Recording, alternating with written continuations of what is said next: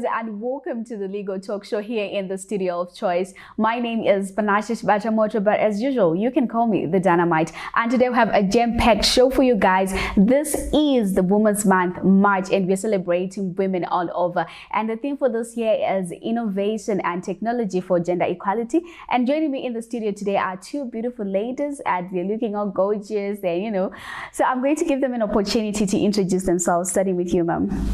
I'm Dr. Gracious Mupupuni. I'm a Student Development Officer at University of Zimbabwe. I love working with young people. Interesting. And you? My name is Amanda Fadzime Konoshiro. I'm a final year audiology student enrolled in the Faculty of Medicine and Health Sciences at the University of Zimbabwe, and I'm a passionate public health advocate. All right, interesting. Thank you so much for that, and thank you for joining us today. So today we're going to be discussing on the enrollment of female students in science programs in tertiary institutions.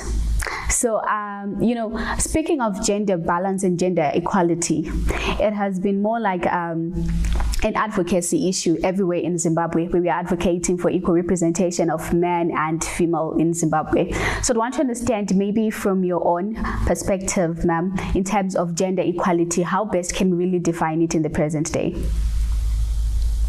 Gender equality is the desire to offer equal opportunity to both sexes without any discrimination.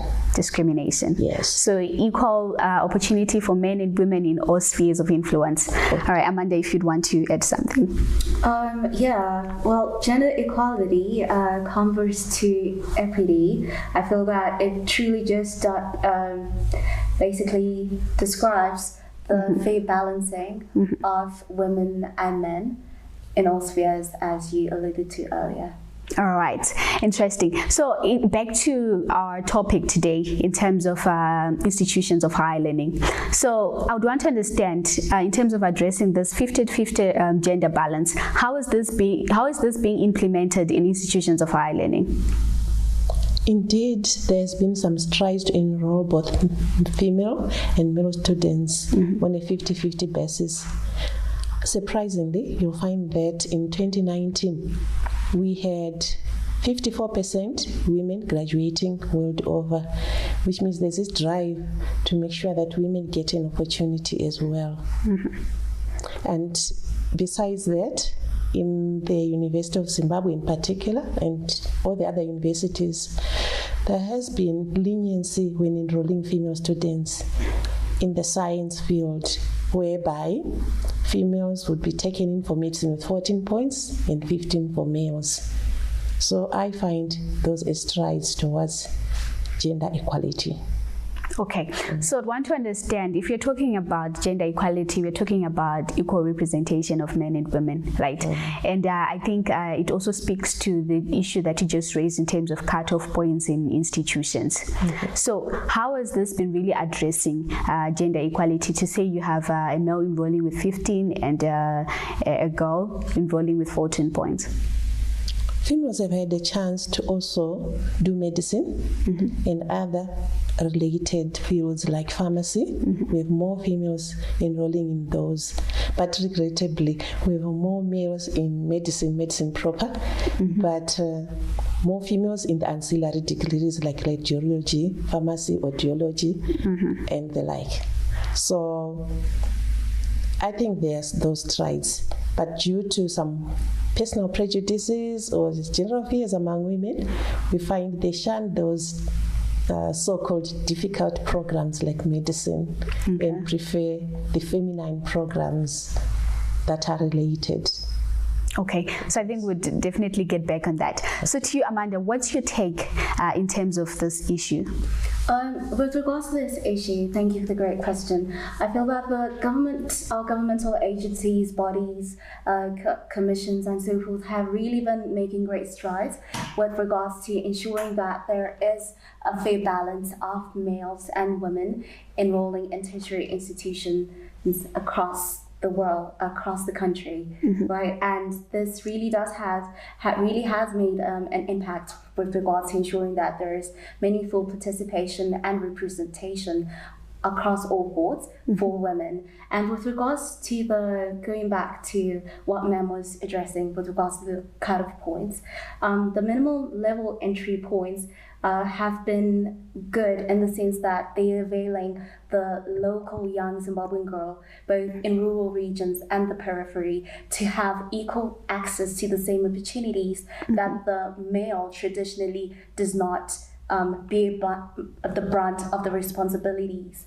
that the young woman has been availed to, that then basically diminish her ability to actualize to her full potential.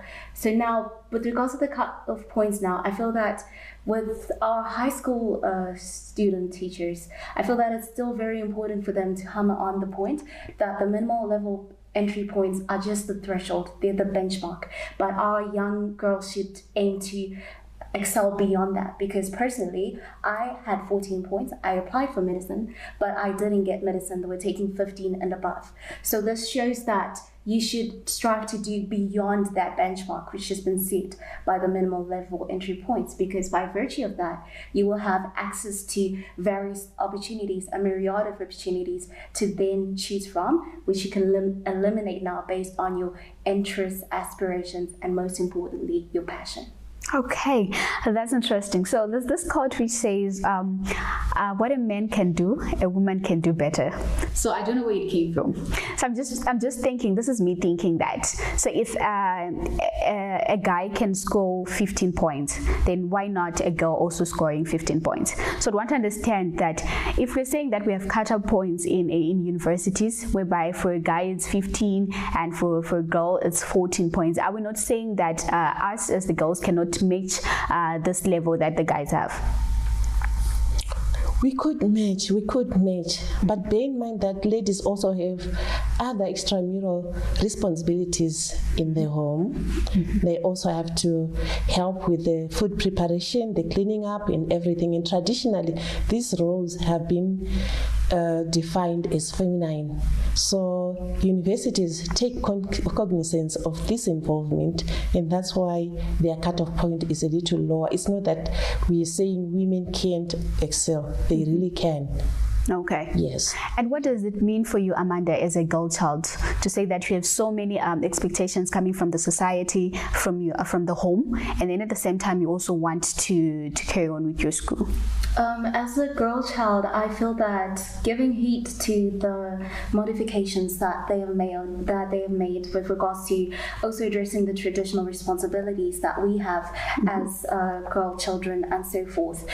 This does make really does provide some leniency with regards to us now wanting to reach our full potential and empower ourselves with regards to our education, because they're fighting as a whole. We're fighting against various necessitating various paradigm shifts in the mindsets of various individuals, institutions, and systemic influences that have perpetuated for the longest time the very socio-cultural dogmas with regards to accessibility to education for the girl child.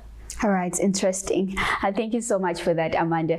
And yes, viewers, you're watching the Legal Talk Show, proudly brought to you by Say What, with support from the Swedish Embassy in Zimbabwe. And please do get in touch with us on our toll-free number, which is 577 for psychosocial support, child protection services, and SRHR solutions. Right about now, we're going to take a short break, and we'll be back soon.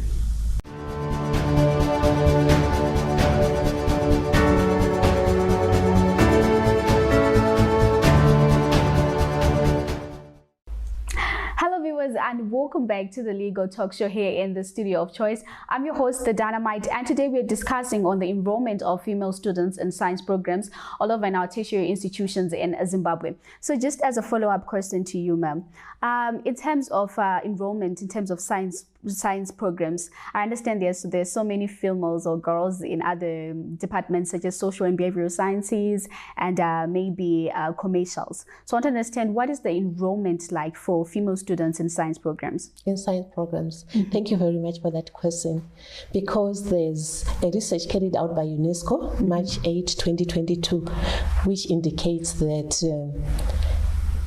while the enrollment figures have really gone up for both males and females, There are only 30% doing science programs. The rest of them are biased towards the arts subjects. Yes. So you find that it's important to enroll students and at the same time to encourage them to participate in innovative drives by universities, and also participate, for instance, in research expos. There's more participation from males than from females, where people showcase what they've researched. So we want to encourage more females to participate in those challenging areas. Okay, so I'd want to maybe just as a follow-up question. So you find that many times there's just this, stereotype to say these programs are feminine in nature, and then these ones are for the guys. How best can we now empower a young girl to say, you know what, you can do this, and you can also make a difference in studying these science programs? Maybe the first step is conscientize them that of all the entire populations, 50% are females. So for the 50% not participating in economy, it's retrogressive. So it's to inspire young ladies to realize that they have a role to participate in developing the country's economy. At the same time, we also realize that female students tend to be more inclined into these feminine subjects, and we want society to change this kind of discourse and come up with codes where females are allowed also to participate, to showcase their talent, and to be involved.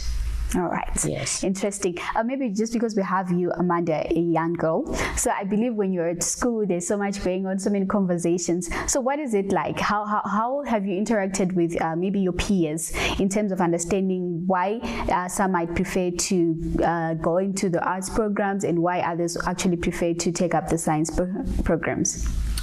Okay, so I believe that our personality types really actually do have a major role with regards to the inclinations that we have when we're now choosing our career paths and aspirations. And you find that with left hemisphere dominant individuals that are more inclined to mathematics, science, analytical, so forth, they predominantly do take up the more tech involved as well as science involved fields, but those that are fueled by creativity, expression and so forth are inclined to take up more of the arts subjects and so forth. So there really is various factors which play into how one then goes about narrowing down the process in which they then select that, okay, this is a career path which accounts for what I'm interested in and what I'm passionate about. So also adding on to what Ma'am said, with regards to the career expos and so forth, those really could make a significant difference in conscientizing the women that there are so many more options from these traditional feminine career paths and so forth. Okay, maybe just for interest's sake, how did you narrow down yourself to say, I want to do this? Okay, so mine is a long story, really. So let's just cut it a bit short. Okay, yes. So for me, I at first had the opportunity to do both commercials and sciences, and commercials came very easily to me. I didn't have to put in any effort at all. So that was the easiest choice. But then I started on that, but decided to go back to sciences. And with regards to me wanting to pursue medicine, it wasn't passion driven. It was more along the lines of it being a safe option. So audiology now, I'm a spiritual individual, is a predestined path for me, in the sense that I love what I do. It's not what I initially chose, but I love what I do and it's the best fit for me. All right, interesting. Okay, so let's narrow it down to a young girl who's in the peripheries, who's in the remote areas. How best can we address this issue, especially speaking to a young girl? They do not have these laboratories that we have here in the urban areas. They can't even do the physics or chemistry experiments that we can do here in the urban areas. So what are we saying to that young girl? I think there's need for career fairs to be carried out in all those remote schools and conscientize students on the need to become innovators. And also, right from the homes, I think conscientize the parents as well to encourage innovation and scientific thinking among the students. Help them realize that science is in the environment. It's not a subject that is very hard, but it's things they meet every day. When they are talking about photosynthesis, it's right in the environment. When we're talking about evaporation, respiration, it's right in the environment. So maybe it's demystifying science so that young girls can also appreciate, okay, I'm living with science, so it's a subject I can tackle. Okay. So teachers also have a prerogative to expose these students to the various opportunities that are very available. When I grew up, for instance, the only top professions were teaching and nursing, and that's what we opted for. That was what was available, what we had been exposed to. But growing up, I got to realize I could have become maybe a lab scientist. I could have become something which is scientific in nature as well. But due to this lack of orientation, it didn't work out that way for me. But however, I grew to love what I was doing, and I still do. All right, interesting. Okay, are you sure you still do? I still love working with children. Yes, I do. All right, that's interesting. Yes. So this is the Women's Month, and it's all about technology and innovation, right? And we're also speaking to issues concerning gender equality in those spheres. So I'd like to understand, maybe from you, Amanda, in terms of technology, how has been the uptake, especially in young women? Okay, with regards to the uptake of technology as young women, I feel that initiatives such as the one that was introduced by ZimDef in 2016, whereby the STEM initiative, whereby they were providing free enrollment, free education for advanced level for female students that have undertaken science-related subjects, and that during that time, I believe that there were more students, female students, now being inclined to want to take up science-related subjects as well. Maybe before we wrap up this conversation, I'd like to understand from you. There's so many scenarios or circumstances whereby Mumba Amunamari, and we have a female and a male child, and you're stuck between who can go to school and who cannot. And most of the times you find that the parents will be like, so maybe I'd like to understand from that angle, as a parent, what do you think we should also do? I think you should struggle to make sure that both go to school, and we want to appreciate government efforts at offering free education. Yes, and nowadays we have scholarships. Some scholarships are private scholarships, some are religious-based scholarships. So we have to appeal for those to make sure there's equal opportunity for both the boy and the girl. All right, and that speaks to gender equality as well. So ladies, thank you so much for joining me on the Legal Talk Show. And yes, viewers, you're watching the Legal Talk Show, proudly brought to you by Say What, with support from the Swedish Embassy and Zimbabwe. And please do get in touch with us on our social media handles, as well as on 577 for psychosocial support, SRHI solutions, and child protection services. My name is The Dynamite, and from me and the crew behind the scenes, it's goodbye for now.